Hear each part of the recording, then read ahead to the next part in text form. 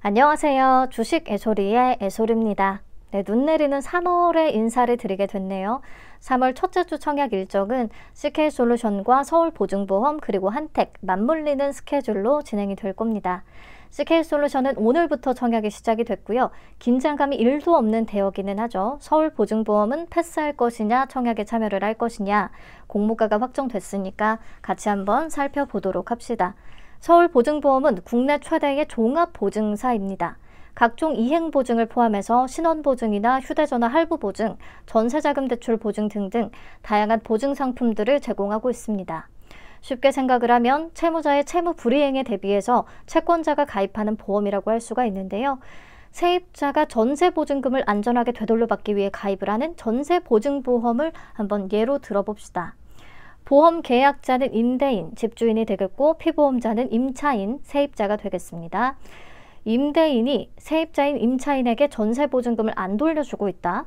이 경우에 임차인이 서울보증보험에 전세금 반환보증보험 상품에 가입을 해놨다면 서울보증보험이 전세자금을 대신해서 임차인한테 지급을 해주고요. 임대인에게 구상권을 행사해서 세입자 대신 전세자금을 받아내는 그런 구조인 겁니다. 네, 서울보증보험은 1998년 IMF를 거치면서 대한보증보험이 한국보증보험을 합병하며 설립했는데요. 이때 예금보험공사가 지급 불능 상태에 빠졌던 서울보증보험에 자금을 수혈해 줬습니다. 1999년부터 2001년까지 약 10조 2,500억 원에 달하는 공적 자금을 투입을 했어요. 그래서 현재 서울보증보험의 최대 주주는 예금보험공사고요.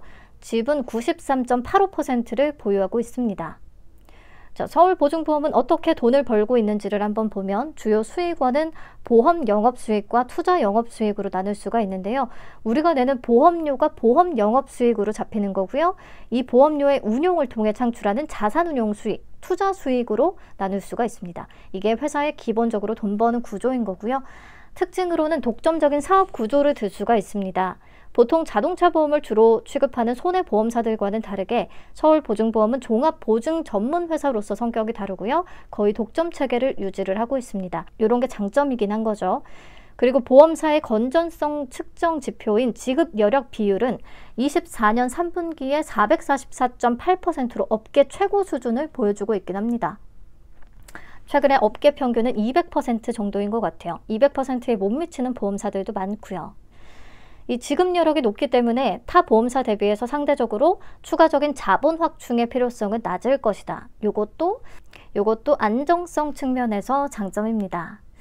근데 이런 장점들에도 불구하고 더 많은 단점들이 부각됐기 때문에 23년에 IPO를 성공적으로 완주하지 못했던 거죠. 이번에는 완주하기 위해 회사 측이 내세운 강점은 크게 두 가지입니다. 첫 번째, 낮춘 몸값, 그리고 두 번째, 고배당 매력.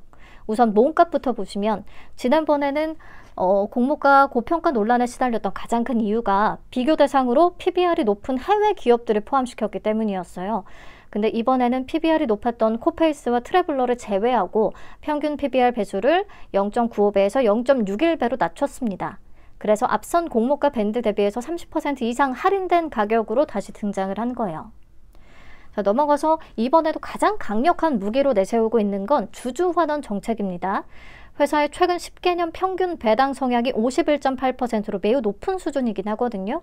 근데 여기에는 아마 최대 주주 예금보험공사의 존재도 한몫했을 거라고 생각합니다. 배당을 통해서 공적자금 회수를 꾸준히 진행을 해왔을 거라. 아무튼 원래는 앞으로도 50% 이상을 유지하겠다 이 정도로만 얘기를 했었어요. 근데 실적이 계속 안 좋아지다 보니까 배당금이 유지될 수 있을 것인지에 대한 믿음이 엄청 약해졌었죠. 그래서 이번에는 조금 더 확실한 언급들을 합니다. 2024년 회계연도 결산 배당금을 2천억 원으로 확정해서 지급을 하겠다.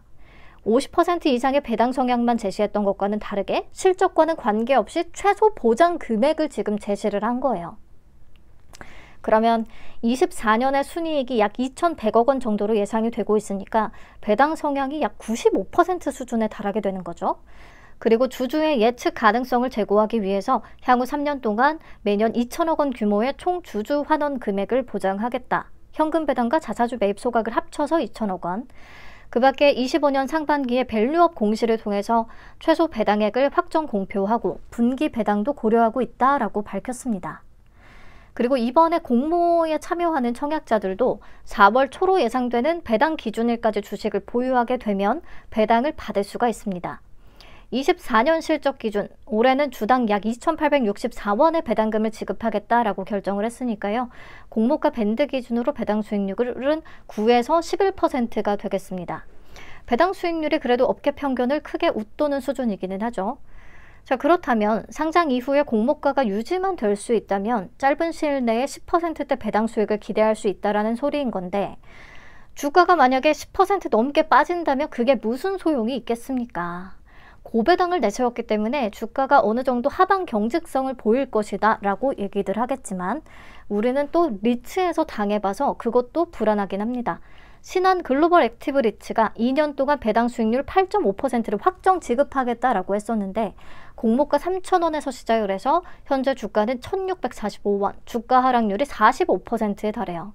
이러면 배당 수익률이 무슨 소용이 있겠어요? 배당이고 뭐고 기본적으로 업황이 어렵고 실적이 안 좋으면 주가는 뒷받침이 안 된다라는 거. 그런 측면에서 서울보증의 여전한 리스크 1번은 부진한 실적입니다.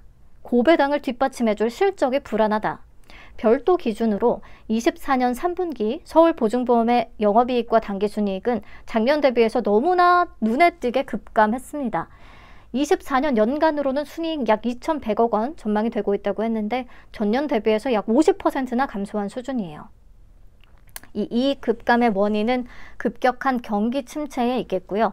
고금리, 경기 침체, 분양 침체 겹치면서 차주들의 채무 불이행이 늘어났고, 이에 따라 고객들의 채무 일부를 회사가 떠안게 되면서 비용 지출이 많이 증가할 수밖에 없었습니다.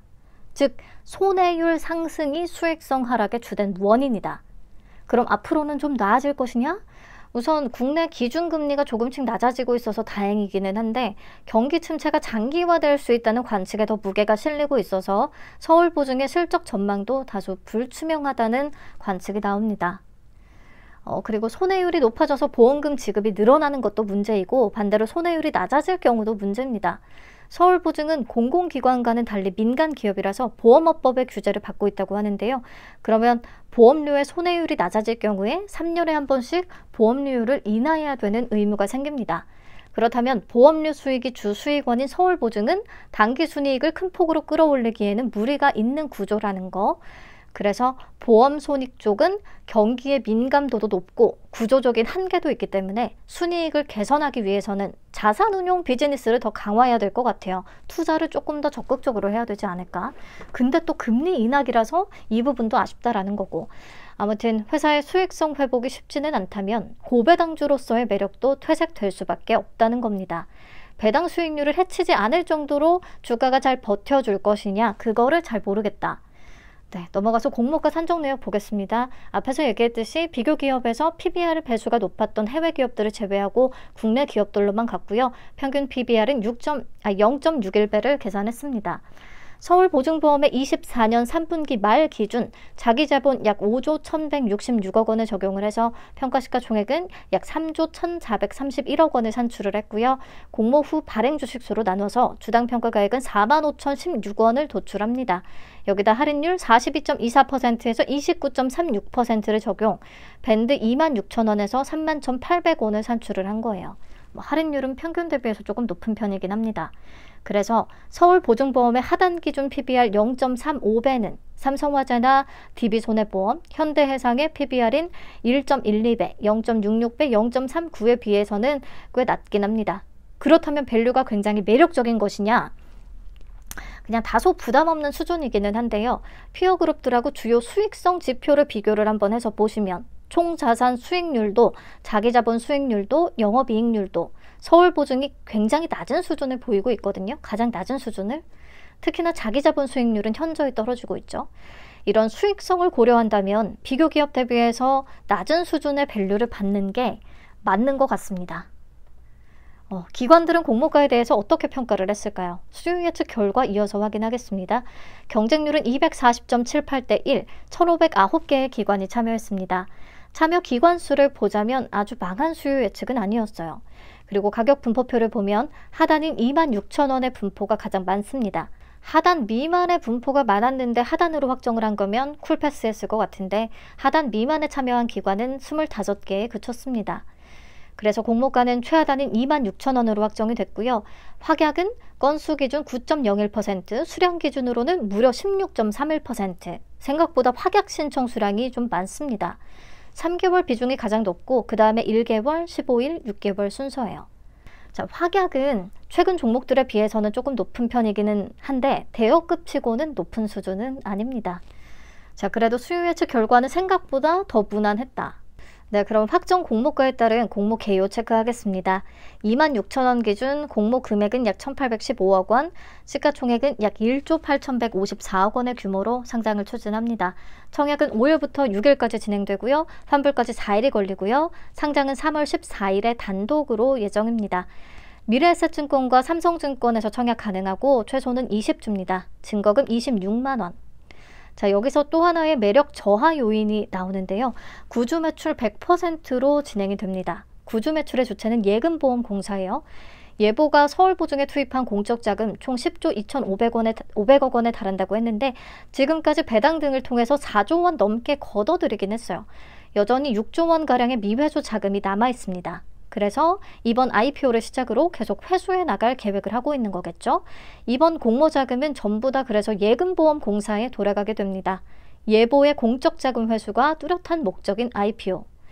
가뜩이나 회사 성장성에 의문이 제기되는데 공모자금이 회사로 한 푼도 돌아가지 못하는 게 많이 아쉽습니다.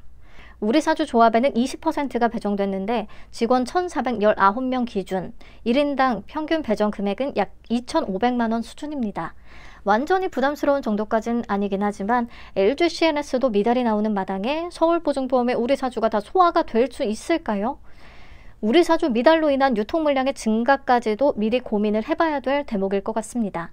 자, 상장일 유통물량 확인하겠습니다. 주식 총수의 14.15%는 바로 풀릴 수가 있습니다. 적은 편이긴 한데 금액으로 계산을 하면 약 2,568억 원, 조금 무겁고요. 기존 주주의 비중도 43.46%, LG CNS랑 딱 비슷한 정도가 존재합니다. LG CNS의 상장일 시초가나 부정적인 주가 흐름은 기존 주주와 기관들의 콜라보가 빚어낸 비극이었다라는 생각을 좀 해서요. 서울보증보험도 기존 주주의 존재가 특히 달갑지 않습니다. 기존 주주의 정체와 투자 단가는 또 파악이 안 되지만 알 수 없기 때문에 더 두려운 존재입니다. 기존 주주들이 과연 4월 배당까지 노리고 상장일에 팔지 않고 놔둘 것이냐, 아니면 시세 차익이 만족스럽다면 바로 털고 나갈 것이냐.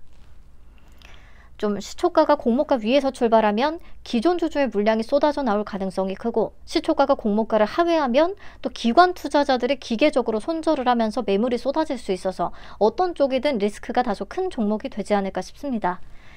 자, 그리고 구주 매출로 팔고 남은 예보의 지분은 1년간 보호예수로 묶이긴 하거든요. 하지만 오는 2027년 말까지 최대 33.85%의 지분을 추가 매각한다는 계획을 밝혀놓은 상태예요. 그래서 1년 뒤부터는 여전히 오버행 리스크가 있기 때문에 배당을 노린 장기 투자 측면에서도 매력은 좀 떨어지지 않나 싶습니다. 주가 하락의 가능성이 있으니까. 복잡하네요.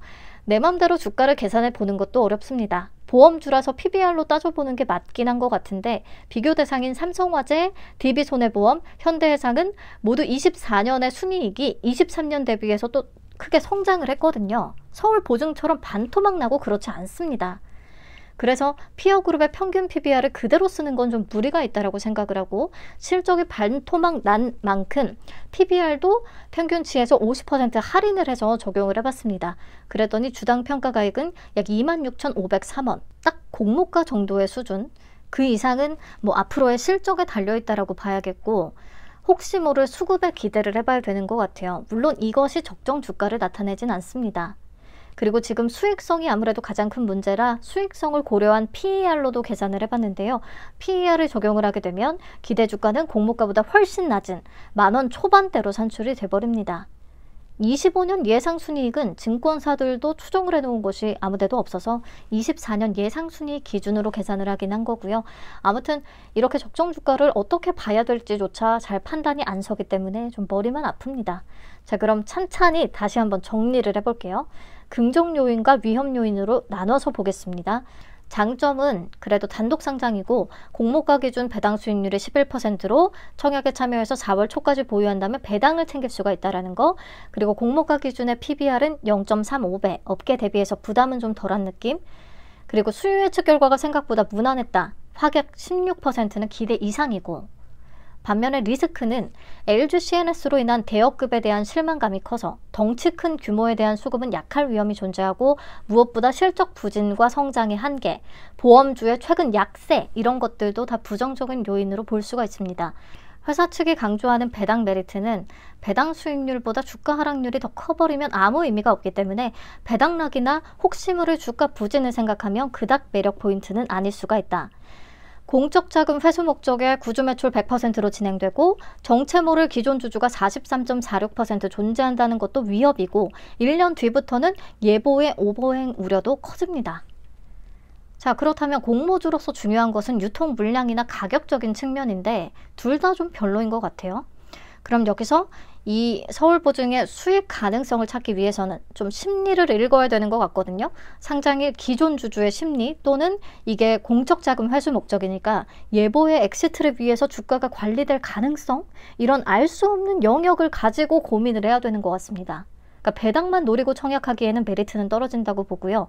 배당이 목적이라면 상장 후에 천천히 접근을 해도 충분하다고 생각합니다. 그래서 저는 아마 패스할 것 같은데, 같은 현상을 보고도 해석은 다 다를 테니까요. 장단점을 따져보시고 마음이 내키는 쪽으로 결정하시면 되겠습니다. 도전해 볼 거라면 손실 감내 가능한 수준으로 조절을 하시면 되겠죠. 배정 물량과 청약 한도 체크하겠습니다. 미래에 87만 2,770주, 삼성에도 동일하게 87만 2,770주가 배정됐습니다. 최소는 둘 다 20주고요. 청약 수수료 동일하게 2,000원. 그리고 청약 한도는 미래는 8만 7천주, 11억 3,100만원까지 청약 가능하고, 삼성은 온라인 등급이면 2만 1,750주, 2억 8,275만원까지가 기본 한도입니다. 네, 이번 청약은 좀 인기가 없을 거라서 균등만 참여해도 꽤 많은 수량을 받을 수 있을 듯 합니다. 참여하실 분들은 수량을 잘 고려해서 들어가셔야겠네요. 자, 영상 여기서 마치도록 하겠습니다. 시청해주셔서 감사합니다. 좋은 하루 되세요. 안녕.